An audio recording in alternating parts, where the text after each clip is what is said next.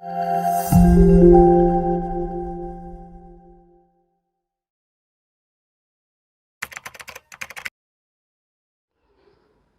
اللہ الرحمن الرحیم۔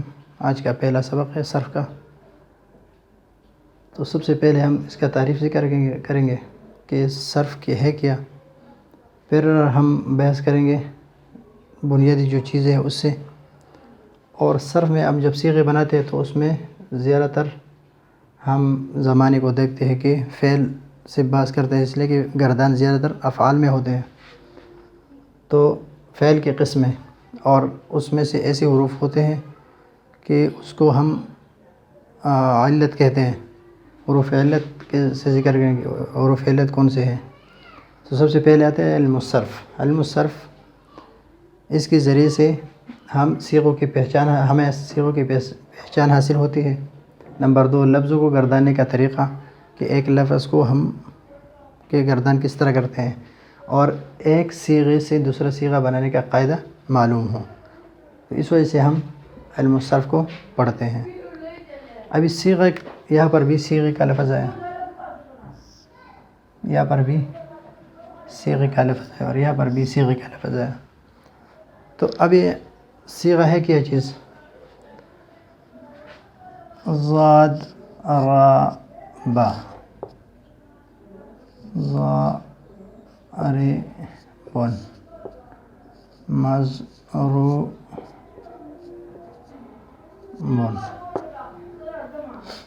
یہ صیغہ ہے ضاد را با۔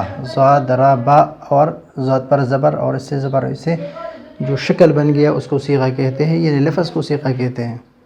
آسان الفاظ میں لفظ کو صیغہ کہتے ہیں۔ ضارب، ضاد الف را با، اور اس پر زبر، اس پر بھی زبر، اس پر بھی زبر، اور اس سے جو شکل بن گیا اس کو صیغہ کہتے ہیں۔ ابھی سب سے بنیادی چیزیں جو ہے وہ ہم پڑھتے ہیں۔ ہمارے پاس 3 قسم کے حرکات ہوتے ہیں، 3 قسم کے حرکات ہوتے ہیں۔ نمبر 1، زبر، زیر،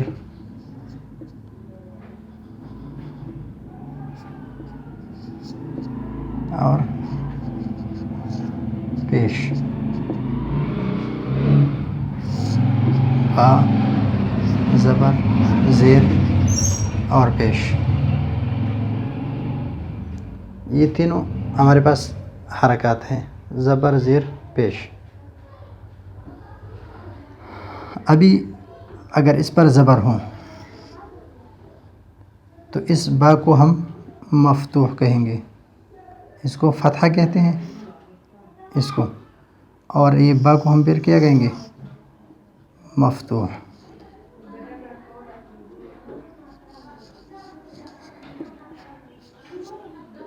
با پر زیر ہے تو اس زیر کو کسرہ کہیں گے، اور اس با کی وجہ سے، زیر کی وجہ سے با کو مکسور کہیں گے۔ اور اگر پیش ہو تو اس پیش کو ہم ضمہ کہیں گے،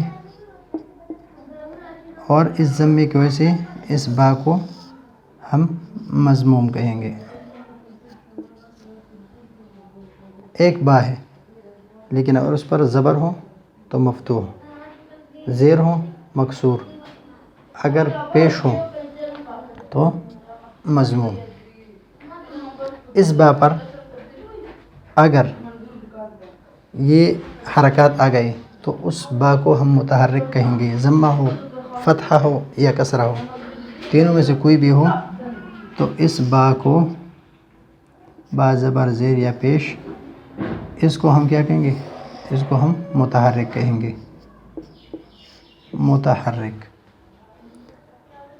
اگر با پر تشدید ہو، اس طرح کا، اس کو تشدید کہتے ہیں، اس کو تشدید کہتے ہیں، اور اس با کو ہم پھر مشدد کہیں گے۔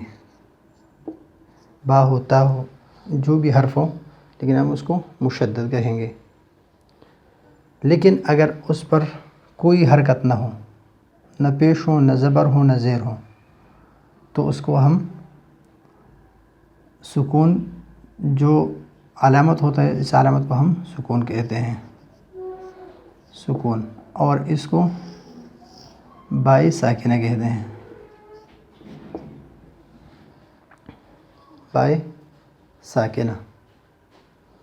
ایک چیز اور ہے تنوین، تنوین جس طرح دو زبر، دو زیر یا دو پیش، اس کو ہم تنوین کہتے ہیں، دو زبر، دو زیر اور پیش کو تنوین کہتے ہیں۔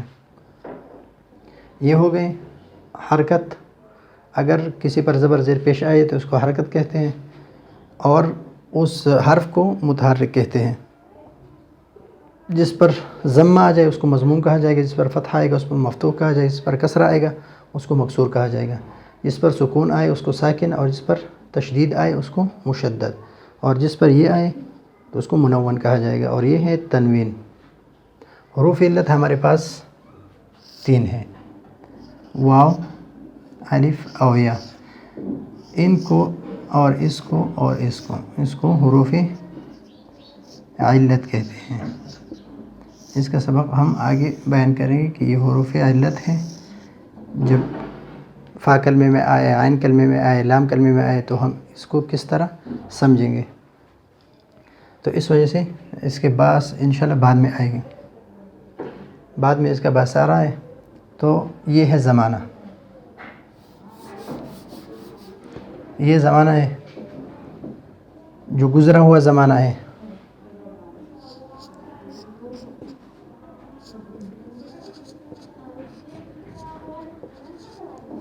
فعل ماضی، حال، فعل حال، آنے والا زمانہ،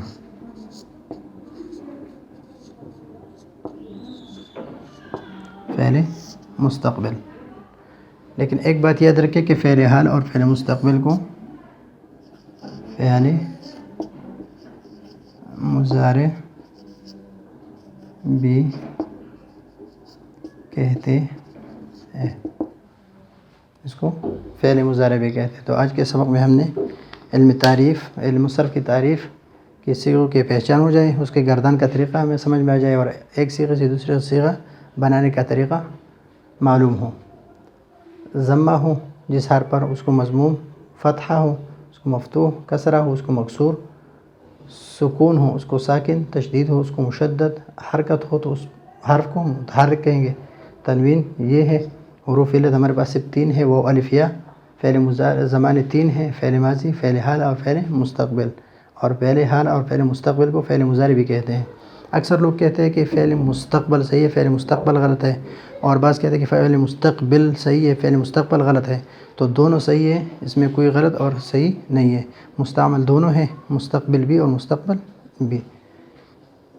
آج کے لیے ہمارا یہ سبق کافی ہے، انشاءاللہ آگے جا کے اور اسباق پڑھیں گے اس کے، اور بہت آسانی کے ساتھ انشاءاللہ آپ کے سمجھ میں آئے گا۔